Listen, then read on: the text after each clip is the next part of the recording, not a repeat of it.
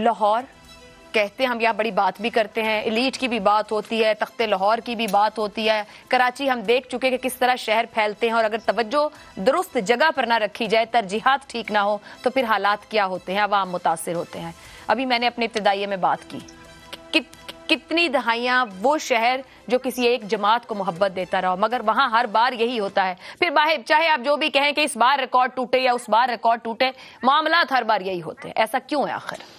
देखें, बहुत शुक्रिया, क्योंकि मैं लाहौर से हूँ। आपने बहुत अच्छा किया कि मैं तो अभी सब कुछ देख के आया हूँ अपनी आंखों के सामने, तैर कर आए, आपने कहा तैर के आया हूँ। और सबसे दुख वाली बात यह है कि माल रोड और इन इलाकों में तो पानी शायद शाम तक उतर जाए, लेकिन वो जो नशेबी इलाके हैं ना, जहाँ झुग्गियाँ हैं, कच्ची आबादियाँ हैं, वहाँ अभी 1 हफ्ता 2 हफ्ता तो आप भूल जाएं कि पानी निकलेगा। और सड़ान और उसके ऊपर डेंगू और फिर दीगर बीमारियां जो हैं वो अब उन पे हमला करेंगी, जो लाहौर का 60% असल लाहौर है। अब आप एक दिलचस्प बात बताऊं कि कलमा चौक अब अभी बना है, कोई हफ्ता 10 दिन की बात है, वहाँ नक्काशी आपका कोई निज़ाम ही नहीं रखा। 10 दिन पहले भी भरा था, 10 दिन पहले भी भरा, आज भरा है, खाली किया है, फिर पानी खड़ा हो गया, और अभी अल्लाह रहम करे लाहौर पे रात को ये इतला है कि लेट नाइट एक बहुत बड़ा लेट नाइट नहीं है, ये दुआ करें कि हम खैरियत से पहुंचे। 9 बजे का टाइम दोबारा है बारिश के स्पेल का। अब देखे, मैं ना सारी जिंदगी लाहौर में गुजार दी। हमने जब भी इलेक्शन हुआ, यकीन करें सच्चे दिल से मोहब्बत के साथ जो भी हमारे पास आया हमने उस पर यकीन किया, और माही मेरे रोंदा मारी में दाल आया जिन जान दा, हमने जिन जान लगा दी उसके लिए। लेकिन अफसोस की बात यह है कि हमें 2-3 पुल दिखा के, हमें 2-3 इस तरह के अंडरपास दिखा के मुतमईन कर दिया गया। और आज आलम यह है कि जो लाहौर है, अभी आप बाहर निकलें, अल्लाह मेरी दुआ है कि आप खैर खैरियत से घर जाएं और आपकी गाड़ी के अंदर वो जो तैरने वाला निज़ाम है, क्योंकि बाज़ जगहों पे मैंने खुद अपनी आंखों से देखा कि गाड़ी के टायर पानी पे, वो ज़मीन पे नहीं लग सके और वो तैरना शुरू हो गई। तो ये सारा कुछ हम शेर इकवारी फेर का नारा हम लगाते रहे और हमारी मोहब्बतों का जो इम्तहान है वो लिए जाता रहा। फेवरेट सीएम जो अभी गए 4 साल गुजार के, वो भी ना समझ सके कि कैसे चीजें ठीक कर सकता हूं, या उनके लिए लाहौर ही समझ से बाहर था? मैं आपको बताऊं कि वो जो हमारे सीएम आए थे ना, वो बेचारे तो जिसे कहना चाहिए ना, वही उसी तरफ आ रहा हूँ कि वो कासिम के अब्बू के दिलदार थे, उन्हें पसंद थे और वो चाहते थे कि एक मस्कीन सा आजिज सा सीएम आके बैठे और वो डायरेक्ट चीफ सेक्रेटरी और इन सब से राब्ते में रहे। लेकिन स्पीडी वजीर आला जो था वो तो बहुत स्पीडी था ना, वो तो सुबह 5 बजे उठ के पता चलता था धर्मपुरा पुल पे, अभी हम धर्मपुरा पहुंचते थे तो पता चलता था कि वो जनाब अली चाक शादरा पहुंच गए।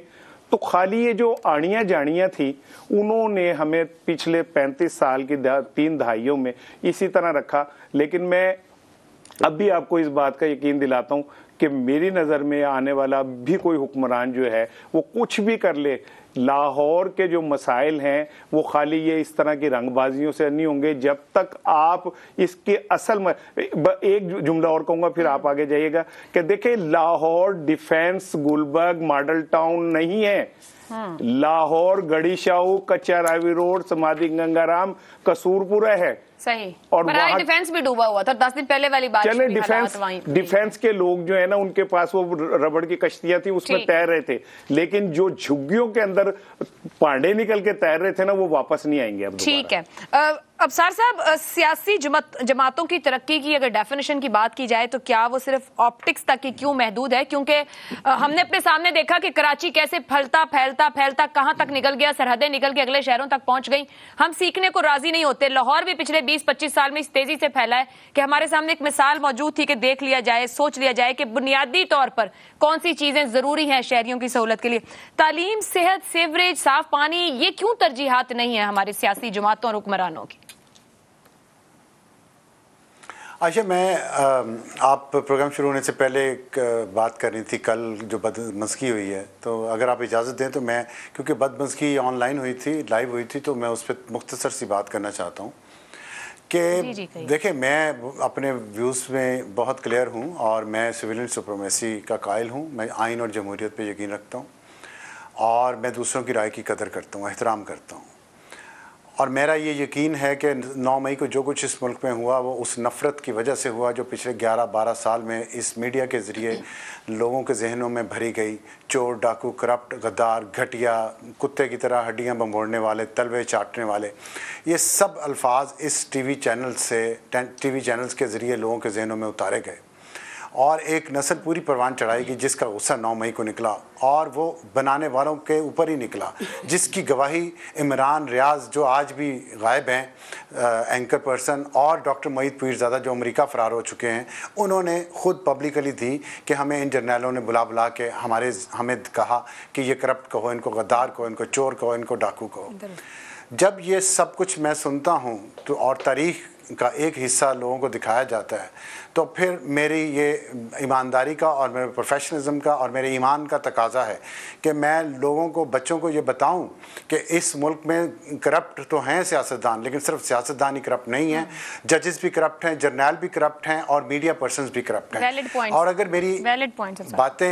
अगर मेरी बातें अच्छी नहीं लगती तो आप मुझे वैसे कह दीजिएगा कि मैं प्रोग्राम में ना आऊँ, लेकिन किसी प्रोड्यूसर का, MCR का या PCR का ये हक नहीं है कि मेरा माइक बंद करे। और उस वक्त जब हसन निसार साहब ने मुझे मुखातिब करके कहा कि अबसार तुम सियासतदानों को अबसार साहब, मेरा ख्याल से बिल्कुल ऐसा कुछ भी नहीं है जो बात आप कह रहे हैं, पॉइंट ऑफ व्यू बिल्कुल जाता है। आप एक रिस्पेक्टेड पॉइंट ऑफ व्यू रखते हैं, फैक्ट्स होते हैं, हम सब कुछ लेके जाते हैं।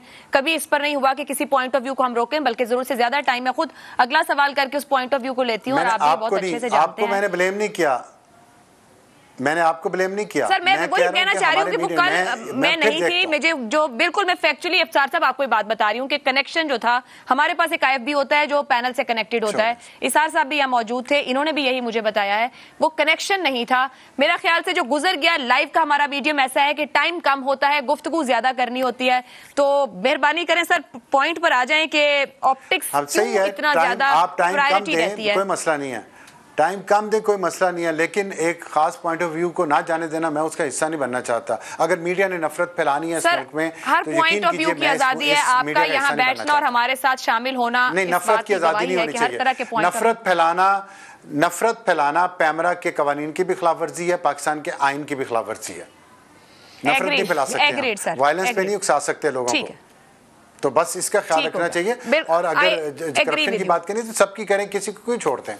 अब आपके सवाल की तरफ आता हूँ। देखिए अभी जो आपने सवाल किया इसमें 35 साल का आपने जिक्र किया, मेरी बदकिस्मती है कि मैं ये बात करने लगा हूँ। मैं नून लीग को डिफेंड नहीं करना चाहता, ना मेरा दिल करता है, लेकिन 35 साल में से अब 10 साल परवेज़ मुशर्रफ के निकाल दें, 5 साल उस्मान बुज़दार परवेज़ इलाही के निकाल दें, और पिछले 5 महीने से मोहसिन नकवी हैं वज़ीर आला इस मुल्क के, उससे पहले मंजूर वटू, आरिफ नकवी तकरीबन 4-5 साल मिल के वो भी हुकूमत कर सके हैं।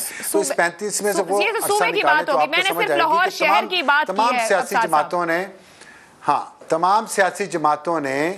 तमाम सियासी जमातें या जो भी हुक्मरान आए हैं सूबे के या लाहौर के, वो इसके कसूरवार हैं। और उसकी वजह यह है कि हमारे यहाँ अर्बन डेवलपमेंट का कोई कॉन्सेप्ट ही नहीं है।